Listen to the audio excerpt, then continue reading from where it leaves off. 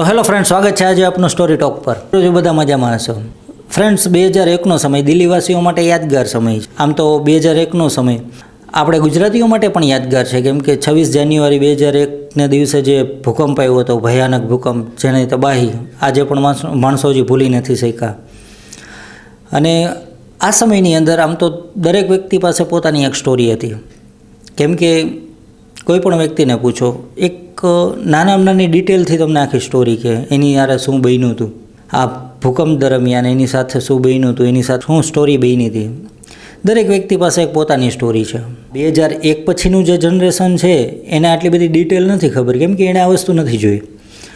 અને તમને યાદ હોય તો બધા રાતના જાગતા, જેને પણ જોયો હશે આ ભૂકંપ, એ સમય ભૂકંપ વયા ગયા પછી 15 દિવસ સુધી આફ્ટર ઇફેક્ટ નાના શોક આવતા જે ભૂકંપના, જેના હિસાબે માણસો રાતના બીકના લીધે રાતે મોડે સુધી જાગતા, આખી રાત જાગતા સોસાયટીમાં, શેરીમાં, અને એકબીજાને કહીને સૂતા કે એવું કાંઈ હોય તો દરવાજો ખખડાવજો, અમને જાણ કરજો, એવું કાંઈ પણ હોય તો. ત્યારે મોબાઈલનો એટલો બધો જમાનો નહોતો અને એટલો બધો માણસો પાસે મોબાઈલ ને એવું બધું સુવિધા નહોતી. એ સમયની અંદર તો ઇનકમિંગ આઉટગોઈંગ ને એ બધી ચાર્જ એનો 1 મિનિટનો લગભગ 25 રૂપિયાની આસપાસ હતો, 20-25 રૂપિયાની આસપાસ. એટલે માણસો આટલી બધી બીકની અંદર રાતના જાગીને ધ્યાન રાખતા કે એવું કાંઈ પણ હોય તો એકબીજાને ઉઠાડવા થાય. તો આવી રીતના 2001નો સમય આપણા માટે યાદગાર હતો, ગુજરાતવાસીઓ માટે. પણ દિલ્હી માટે કેવી રીતના યાદગાર હતો? તો દિલ્હીમાં પણ એક એવો ઇન્સિડન્સ બન્યો હતો કે જેમાં માણસોને રાતના જાગવું પડતું હતું. હવે શું હતું એ તમને આગળ સ્ટોરીમાં કહું એ પહેલાં એક નાનકડી રિક્વેસ્ટ કરી દઉં ફરી પાછી. ફ્રેન્ડ્સ, તમે બધા કોમેન્ટ કરો મને, તો મને એનાથી ફીડબેક મળે તમારો કે મારે શું કરવું જોઈએ, શું વધારો કરવાની જરૂર છે. તમે મને સજેશન આપો. અને જેવી રીતના આપણે કોઈને કાંઈ વાત કરતા હોય અને સામેવાળો વ્યક્તિ આપણને હોકારો આપતો હોય તો આપણને ખ્યાલ આવે કે નહીં, આપણી વાત એના સુધી વ્યવસ્થિત પહોંચે છે અને સમજાય છે. એવી જ રીતે તમે જે કોમેન્ટ કરો એ મારા માટે હોકારા સમાન જ છે. તો પ્લીઝ બને એટલી વધારે કોમેન્ટ કરજો. તમને નથી ખબર હું કોમેન્ટની કેટલી રાહ જોઈને બેઠો હોય. વારે મોબાઈલ જ્યારે વિડીયો અપલોડ કર્યા પછી વારે મોબાઈલ ચેક કર્યા રાખતો હોય કે કોમેન્ટ કોઈની એવી છે, કોમેન્ટ કોઈની એવી છે. પ્રેમથી તમને જે મજા આવે તે સજેશન આપજો અને કમેન્ટ કરવાનું ભૂલતા નહીં. તો ફ્રેન્ડ્સ, બને છે એવું 2001નો સમય હોય છે અને મે મહિનો હોય છે, ગરમીનો મહિનો. માણસોએ ધીમે ધીમે અગાસીમાં સૂવાનું, ટેરિસ ઉપર સૂવાનું, ફળિયામાં સૂવાનું બધું ચાલુ કર્યું હોય છે. હવે જો કે એ સમય આવી ગયો પાછો. અત્યારે મોટાભાગના લોકો અત્યારે અગાસીમાં સૂવાનું ચાલુ કરી દીધું છે. એટલે આવી રીતના માણસો ખુલ્લામાં સૂવાનું ચાલુ કર્યું. હવે બને છે એવું કે દિલ્હીની ઘણી હોસ્પિટલમાં એવા કેસ આવે છે કે જેમાં વિખોણિયા ભરેલા હોય, જેની અંદર છોલાઈ ગયા હોય, બટકા ભરેલા હોય.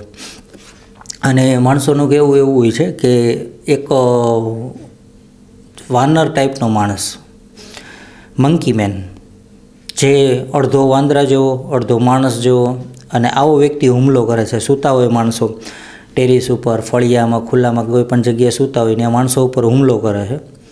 અને એમ કરતાં બસ બીજે દિવસે તો અચાનક 65ની આસપાસ જેટલા ફોન આવી ગયા, રિપોર્ટ લખાણા કે અમારા એરિયામાં આ જગ્યાએ આવું દેખાણું, અમારી ઉપર આ રીતના હુમલો કર્યો. માણસોમાં એટલો બધો ફફડાટ ને બીક ફેલાઈ ગયા કે માણસોએ કંઈ ન જોયું હોય તોય ઘણા ખરા લોકો બીકમાં ભાગવામાં અગાસી ઉપરથી નીચે પડે, હાથ પગ ભાંગી જાય. આવી રીતના ઘણાનું મૃત્યુ થઈ ગયું. એક તો પ્રેગ્નેન્ટ મહિલા હતી અને જે બસ પગથિયા ઉતરતી હતી ને એણે બસ ખાલી કંઈક પડછાયા જેવું જોયું હશે તો બીકમાં એ સ્લીપ થઈને નીચે પડી તો એનું મૃત્યુ થઈ ગયું. એટલે આવી રીતના માણસોમાં બીકના હિસાબે પછી બીકમાં તો માણસ ગમે તે કરે, ભાગવામાં ભટકાઈ જાય, પડી જાય. અને આના હિસાબે લગભગ 3 માણસોના મૃત્યુ થઈ ગયા. આખા દિલ્હીમાં ફફડાટ ફેલાઈ ગયો. ચારેય બાજુ બસ 24 કલાક આ જ વાત હાલે કે મંકી મેન છે એક, અને રાતના નીકળે છે, જાનવર છે, માણસ છે, કંઈ ખબર નથી પડતી, બધા ઉપર હુમલો કરે છે, બટકા ભરી લે છે, મારે છે, વિખોણિયા ભરે છે. પણ માણસોમાં ધીમે ધીમે જેટલા મોઢે એટલી વાતો, પછી તો આજે અહીંયા જોયો તો, આજે અહીંયા જોયો તો, કોઈ જોયું હોય તો ભલે, ન જોયું હોય તો ભલે, પણ માણસોની અંદર એની વાતો 24 કલાક ચાલુ રહેવા માંડી. ત્યાર પછી આ રિપોર્ટ લખાવાનું ચાલુ થયું એટલે આના ઉપર પોલીસે ધ્યાન આપ્યું અને ત્યાર પછી પોલીસે એની ઉપર ધ્યાન આપતા એવું બધાને પૂછવામાં એવું કે એ વ્યક્તિ કેવો લાગે છે. એટલે માણસોએ એનું ડિસ્ક્રિપ્શન એવું આપ્યું કે એણે માથે હેલ્મેટ પહેરેલું હોય છે અને અહીંયા 3 છાતી ઉપર બટન હોય છે.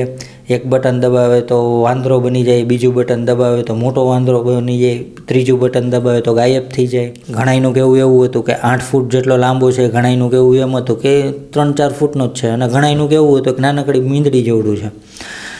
પરફેક્ટ તો કોઈ પણ એક વાત હતી, બધાયનું કહેવું એ સરખું હતું કે રાતના હુમલો કરે છે. ત્યાર પછી પોલીસે પોતાના રાઉન્ડ રાતના વધારી દીધા અને બધે ધ્યાન રાખો શેરી વધારે જે એટેક થતા હતા ત્યાં ધ્યાન રાખવાનું ચાલુ કર્યું. હવે આ ખબર ત્યારે એ સમયની અંદર નવી મીડિયા 24 કલાકની મીડિયા ચેનલો ચાલુ થઈ હતી, ન્યૂઝ ચેનલો. તો આ મોટી ચેનલો ઉપર કન્ટિન્યુ 24 કલાક આની સ્ટોરી ચાલુ થઈ. હવે આ સ્ટોરી આવવાનું ચાલુ થઈ અને ત્યારે માણસો એ સમયની અંદર ટીવીનો ક્રેઝ એટલો બધો હતો 2001ની આસપાસ કે જેની અંદર માણસો સ્પેશિયલ ટાઈમ કાઢી અને ન્યૂઝ જોતા અને જે ન્યૂઝમાં આવતું એને સાચું માનતા. એટલે માણસો ઉપર એની ઇફેક્ટ વધારે પડતી હતી. હવે આ 24 કલાક ચાલતી ન્યૂઝ ચેનલો ઉપર આની સ્ટોરી આવવાની ચાલુ થઈ કે રાતના આવી રીતના આમ નીકળે છે અને આ થાય છે ને તે થાય છે ને કાલે આ એરિયામાં દેખાણું, કાલે આ એરિયામાં દેખાણું. ત્યાર પછી ન્યૂઝ ચેનલોએ પોતાના રિપોર્ટરોની ટીમ બનાવીને અલગ એરિયામાં જ્યાં વધારે એટેક થતા હતા ત્યાં મોકલી કે તમે અહીંયા જઈને ચેક કરો, કેમેરા ઓન જ રાખજો, ક્યાંય પણ કાંઈ બાકી બને તો કેપ્ચર કરીને જ આવજો, રેકોર્ડ કરીને જ આવજો. જે મંકી મેન છે એને દેખાય તો કેપ્ચર કરી જ લેજો અને આખી રાત જાગજો, બધી જગ્યાએ ધ્યાન રાખજો, પૂરેપૂરા એલર્ટ રહેજો. એ સમયની અંદર ધબધોકાર આ બધું ચાલે. હવે રિપોર્ટરો પહોંચી જાય સાંજના 7-8 વાગે ત્યાં જ અને માણસો માટે આમ તો ફેસ્ટિવલ જેવું. આ ટેરિસ ઉપરથી ઓલા ટેરિસ ઉપર, ઓલા ટેરિસ ઉપરથી ઓલા ટેરિસ ઉપર. અને એવો ઇન્સિડન્ટ્સ ઘણા બન્યા કે આના લીધે રાતના માણસો પછી જાગતા બીકમાં ધ્યાન રાખવા માટે લાકડીઓ લઈ લઈને. એકારે 100 જણાના ટોળા આ શેરીમાંથી ઓલી શેરીમાં, ઓલી શેરીમાંથી ઓલી શેરીમાં ફરે અને શેરીએ ગલીએ પોતાની સોસાયટીનું ધ્યાન રાખે. આમાં ક્યારેક એવું બન્યું કે ઘણા નિર્દોષને હેરાન થવું પડ્યું. એક તો ડ્રાઈવર હશે જે સવારના વહેલા એને 4 વ્હીલ લઈને ક્યાંક જવાનું હશે એટલે 4 વ્હીલમાં બેસવાની તૈયારી કરતા હતા, ત્યાં પાછળથી કોકે આવીને પકડી લીધા અને ભીડ પકડીને રોડ ઉપર લઈ ગઈને મારવા માંડી. આવી રીતના એક રાતના ટુરિસ્ટ નીકળ્યો હશે, એને રાતના પકડીને માર્યો અને મરી જાય એવા માર. પબ્લિકના હાથમાં ચડ્યા પછી તો પૂરું થઈ ગયું. એટલે માણસોમાં જે બીક હતી એટલી બધી અનહદ થઈ ગઈ હતી કે ગમે તેમ કરીને મંકી મેનને પકડવો છે. ત્યાર પછી જે લોકોએ એવો દાવો કર્યો હતો કે નહીં અમે આ મંકી મેનને જોયો છે, પોલીસે એને પોલીસ સ્ટેશને બોલાવી અને એક સ્કેચ આર્ટિસ્ટને બોલાવીને એની પાસે વર્ણન કરાવડાવ્યું કે કઈ રીતના દેખાય છે, આંખો કેવી છે, કાન કેવા છે, મોઢું કેવું છે, નાક કેવું છે, આવું બધું વર્ણન પૂછ્યું અને સ્કેચ આર્ટિસ્ટ સ્કેચ બનાવતો ગયો.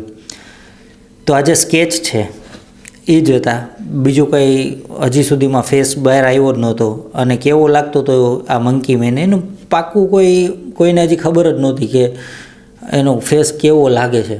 કેમ કે બધાનું કહેવું એવું હતું કે જ્યારે આ એટેક થયો ત્યારે રાત હતી અને અંધારામાં કંઈ દેખાણું નહીં. અને મોટા ભાગે એવું બન્યું હતું કે આ જ્યારે એટેક થાય ત્યારે આ એરિયામાં લાઇટ ગઈ હોય, અંધારું થઈ ગયું હોય.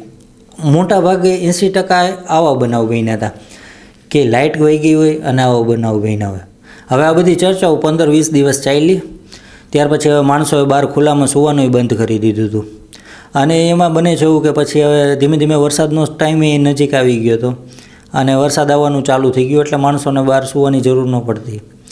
ગરમીનું પ્રમાણ ઓછું થઈ ગયું અને માણસોએ પછી અંદર સૂવાનું ચાલુ કરી દીધું એટલે આવી બધી એટેક થવાની, આવી બધી વાતો ઓછી થવા માંડી. આ બધી વસ્તુ દરમિયાન ઘણા લોકો એવા હતા કે જે વધારે અફવા ફેલાવતા હતા, એને પણ પોલીસે ડિટેન કર્યા હતા.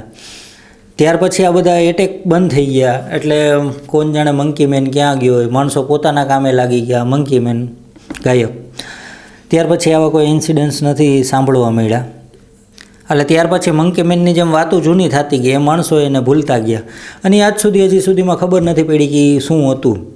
કોઈ જાનવર હતું, કોઈ માણસ હતું જે મજાક કરતું હતું. પણ માણસ કોઈ મજાક કરતું હોય તો દિલ્હી કોઈ નાનું સિટી નથી, આવડા મોટા દિલ્હીમાં અલગ એરિયામાં બધાના અગાસી ઉપર ચડી અને બધાની અરે આટલા બધા લોકો આરે એકસાથે એવી રીતના મજાક કરી શકે. એટલે આજ સુધી આ રહસ્યની ખબર નથી પડી.